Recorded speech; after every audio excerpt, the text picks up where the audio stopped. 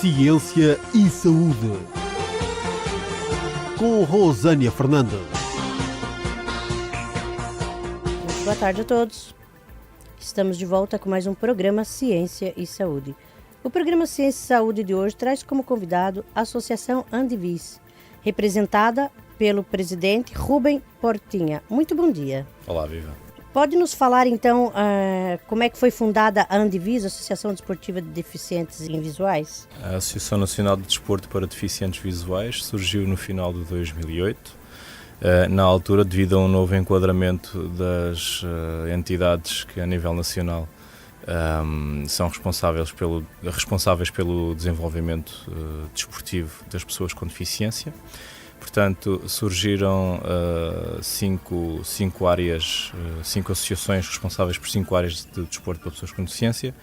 A Andivis é uma das 5, depois temos a Associação da área auditiva, motora, intelectual e da paralisia cerebral, e todas elas estão filiadas à Federação Portuguesa de Desporto para pessoas com deficiência. A Andivis foi fundada por um conjunto de pessoas que na altura derivaram da ACAPO, porque até 2008 era a ACAPO, a Associação dos Cegos e Ambliopes de Portugal, a responsável por desenvolver o desporto para pessoas com deficiência visual. Portanto, houve uma derivação, digamos, uma mutação então para esta Andivis, que de lá para cá tem de facto atuado nesta vertente do desenvolvimento da prática desportiva por parte de pessoas com deficiência visual, não só naquilo a que nós chamamos o desporto de base, a prática desportiva de base, portanto, mais ligada ao desenvolvimento pessoal e social e à saúde, mas também na vertente de alto rendimento e seleções nacionais. Vocês têm tido participações internacionais nesse âmbito, então, Rubem? Sim, para contextualizar um pouco, nós começámos por abranger várias modalidades, casos do atletismo, da natação, do ciclismo tandem e do goalball, que é a modalidade específica para pessoas com deficiência visual. Entretanto, há cerca de 2 anos houve novamente um reordenamento digamos, do enquadramento destas modalidades do chamado desporto adaptado, casos do atletismo, natação, ciclismo e outras. Não é o caso do goalball, mas já lá vamos. E então estas modalidades e os respectivos atletas acabaram por ser integradas nas respectivas federações. Por exemplo, os atletas de atletismo passaram para a Federação Portuguesa de Atletismo, os de natação para a Federação Portuguesa de Natação e por aí fora. E neste momento a única modalidade que nós dinamizamos é o goalball, que é, como eu disse há pouco, uma modalidade específica para atletas com deficiência visual, que se joga duas equipas de 3 jogadores, uma contra a outra, uma bola com guizos, os jogadores todos de olhos vendados, e as marcações do campo são visuais, mas também táteis, para que os jogadores possam orientar. Depois temos 2 balizas de 9 metros de largura por 1,30 de altura, e esses 3 jogadores têm de defender e atacar ao mesmo tempo. Cada um deles remata e defende, e é uma espécie de bola cá, bola lá, para não há contacto físico entre uma equipa e outra. E sim, temos tido várias participações internacionais. Em 2009 organizámos pela primeira vez um campeonato da Europa cá em Portugal, Campeonato Europeu Grupo C. Grupo C porque o goalball a nível europeu divide-se em 3 grupos, como se fossem 3 divisões, onde o grupo A é o grupo onde estão as equipas de topo, de maior ranking. Grupo B, Grupo C, portanto nós estamos no Grupo C, uma espécie de 3ª divisão. E então em 2009 organizámos esse Campeonato da Europa em Albufeira, no Algarve. Mais tarde, em 2013, participámos de novo no Europeu Grupo C, desta vez em Inglaterra, onde ficámos em 2º lugar. Subimos então ao Grupo B. Em 2014 fomos à Hungria disputar o Grupo B e voltámos a descer ao Grupo C. E em 2015, na Suécia, voltámos novamente a subir ao Grupo B, e é onde estamos neste momento, e vamos participar no Campeonato da Europa que começa dia 4 de outubro e vai até dia 8 e que será novamente realizado em Portugal. A participação de algum ouvinte que tem interesse, como que pode fazer parte dessa associação? Vocês baseiam-se no voluntariado? Como é que uma pessoa visual ou invisual pode entrar na Andvis? Ok. Bom, para começar, todos os órgãos sociais da Andvis, portanto, direção, mesa da Assembleia Geral, Conselho Fiscal, por aí fora, são todos compostos por dirigentes associativos voluntários. Portanto, nós não ganhamos nada por desempenhar aquelas funções. E, obviamente, qualquer pessoa que tenha interesse por apoiar esta componente mais política da associação é sempre muito bem-vindo. Inclusive, nós vamos ter eleições muito em breve e aqui não existe o entrave da pessoa ter ou não ter deficiência visual, portanto qualquer pessoa se pode candidatar. Depois nós frequentemente organizamos formações de arbitragem, de goalball, formações de treinadores, temos também os nossos eventos, portanto jornadas do Campeonato Nacional, do Campeonato Juvenil, da Taça de Portugal, por aí fora. E obviamente quem quiser vir ajudar-nos ou até quem quiser dar um donativo, e aqui é importante sublinhar que todos os apoios que nós possamos ter são sempre destinados àqueles que são os nossos, àqueles para quem trabalhamos, que são os atletas em última análise.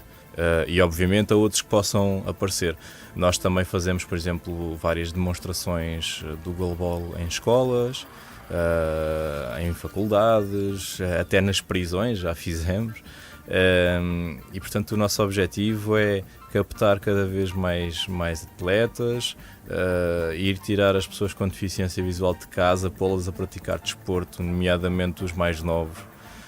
E a prática desportiva é importantíssima, é fundamental, diria eu, para que essas pessoas se desenvolvam depois no seu dia-a-dia e ganhem competências sociais, competências físicas, psicológicas. Portanto, como eu ia a dizer, quem nos quiser fazer um donativo, seja em dinheiro, seja em géneros, são sempre bem-vindos. Podem-se voluntariar também junto de nós.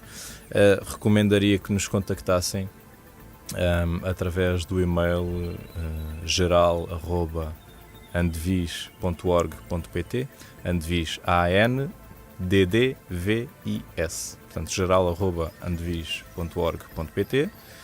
Pode nos contactar também por telefone 21 726 8730, 21 726 8730, ou visitar o Facebook, facebook.com/andvis, e são todos muito bem-vindos, obviamente. Rubem, em relação a ganhos, por exemplo, já que nós estamos aqui fazendo um convite ao público, aos nossos ouvintes, não é? Que tenham interesse em voluntariar ou fazer parte dessa equipa, quais os ganhos que a pessoa tem ao participar, ao estar em contato com essa associação, além de que já disse, competências, não é? Que exemplos tem da vossa equipa ali na associação que cresceu com esse trabalho? No fundo, a Andvis é uma espécie não é uma espécie, é mesmo uma associação que tem como associados os clubes e os atletas que se inscrevem individualmente. Portanto, digamos que a Andvis faz a gestão, é como se fosse, mal comparado, é como se fosse, por exemplo, a Liga de Clubes de futebol. Pronto, portanto, é a associação que centraliza a atividade desportiva, e, portanto, os atletas acabam por se filiar na Andvis através dos seus clubes, não é? Portanto, neste caso, como eu disse há pouco, a nossa modalidade principal e neste momento única é o goalball. E o goalball é uma modalidade que, como eu expliquei há bocadinho, priva todos os atletas da visão enquanto estão a jogar. Sejam eles cegos, sejam eles pessoas com baixa visão ou pessoas sem deficiência visual, que também podem jogar, uma vez que estão em pé de igualdade com os restantes. Porque essa parte a gente não tinha. Sim, não podem tinha jogar, atenção, podem jogar a nível nacional, a nível internacional okay. não. Uma vez que todos estão vedados os olhos. Exatamente. Quando falamos em seleções nacionais, falamos só em atletas com deficiência visual. Sim. Se falarmos no campeonato, na Taça de Portugal e por aí fora, pode estar um jogador em campo e um no banco. Portanto, dois ao mesmo tempo não pode, mas pode estar um no campo e outro no banco, sem deficiência visual. E nós temos vários casos de atletas sem deficiência visual que têm passado pelo global. E, portanto, sendo uma modalidade que nos priva da visão e que apela muito aos sentidos da audição e da orientação espacial, desde logo temos aqui uma ligação direta com a vida das pessoas, com a vida cotidiana das pessoas com deficiência visual, porque são dois sentidos que, na ausência da visão, acabam por lhes ser fundamentais. E nós temos vários exemplos de pessoas, e nomeadamente pessoas mais jovens, que até chegarem aos clubes, se fosse preciso, não conseguiam andar na rua sozinhos, não apanhavam transportes públicos sozinhos. Nós também organizamos competições para crianças e jovens e inclusivamente houve algumas situações caricatas. Por exemplo, houve uma situação em que nós íamos pescar os miúdos, não é?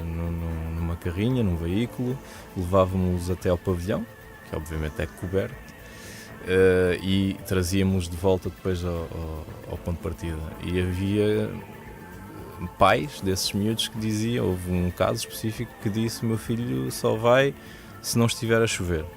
Pronto. E é este tipo de barreiras que muitas vezes os pais pensam que ao proteger ou ao super proteger as crianças estão a fazer-lhes muito bem, e muitas vezes não se dão conta que não estão a fazer nada bem. Portanto, as crianças com deficiência visual ou com outra deficiência qualquer têm de crescer como as outras.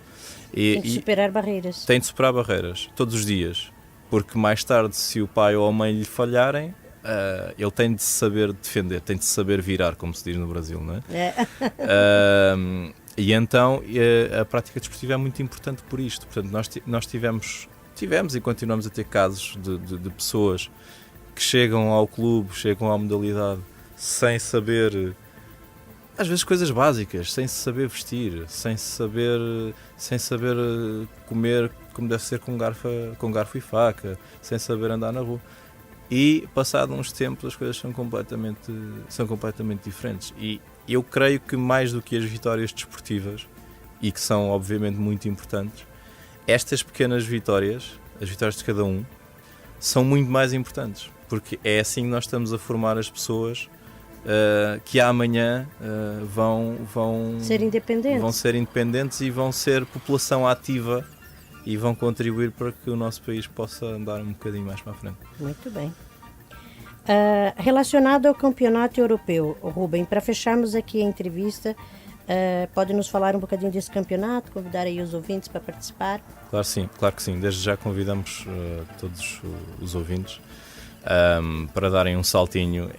Eu sei que a distância ainda é considerável, mas um salto até à Maia. A Maia é uma cidade que, como nós sabemos, fica ali ao pé do Porto, onde fica o aeroporto do Sá Carneiro, e então nós vamos ter o Campeonato Europeu de Goalball, Grupo B, masculino e feminino, de 4 a 8 de outubro, e vamos ter também as seleções nacionais, portanto seleções portuguesas, quer a masculina, quer a feminina, e depois vamos ter algumas das melhores seleções da Europa, casos de Israel, da Ucrânia, de Espanha, da Dinamarca, da Grã-Bretanha e por aí fora. E certamente que para quem quiser conhecer a modalidade vai ser uma oportunidade única. Também poderão acompanhar os jogos em direto e online através do site da competição eurogoalball2016.com, portanto eurogoalball2016.com. Já agora Goalball escreve-se Goalba, 2 L's. E eu vou ter o prazer de lá estar também, neste caso enquanto atleta da Seleção Nacional, e esperemos fazer o melhor possível e acreditem todos que, como alguém dizia há uns anos, alguém da nossa modalidade dizia, nós somos tão Seleção Nacional como outra qualquer, e num momento em que recentemente vivemos as vitórias de Portugal no Europeu de Futebol, no Europeu de Hóquei em Patins, os nossos medalhados também nos Campeonatos da Europa, nos Jogos Olímpicos e nos Paralímpicos. Nós aqui temos igual orgulho em representar o nosso país e podem crer que certamente daremos tudo o que tivermos para fazer o melhor resultado possível. E apelamos-vos aí desse lado a que nos apoiem também e estejam perto de nós, porque, como diz a música, juntos somos mais fortes. Então vai ocorrer esse campeonato de 4 a 8 de outubro, no pavilhão municipal da Maia e no pavilhão de Gaifães, também na Maia. Tem que aderir a ingressos?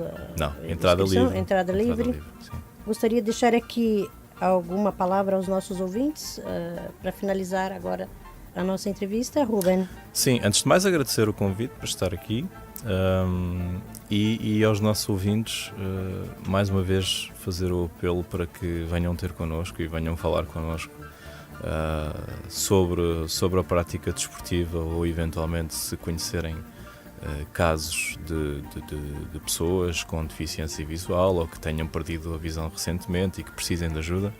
Não sendo nós a instituição vocacionada diretamente para acompanhar esses casos noutros âmbitos que não o desporto, nós saberemos certamente encaminhar as pessoas e, obviamente, um apelo muito forte para que venham conhecer a nossa modalidade, o goalball, e eventualmente até praticá-la ou participar numa das nossas ações de formação. Agradecemos então aqui a presença da Associação Andivis, representada pelo presidente Ruben Portinha. Uma boa tarde. O programa Ciência e Saúde tem o apoio Worldprint Artes Gráficas. Visite-nos em worldprint.pt e Neide Carvalho Cabeleireiros Estética. Instituto de Beleza Neide Carvalho. Atendemos homens, senhoras e crianças. Cortes, extensões, colorações, depilações, unhas de gel e gelinho, massagens e muito mais. Instituto de Beleza Neide Carvalho, na Avenida de Moscavide, 28 Resto de Chão, junto ao Monte Pio Geral.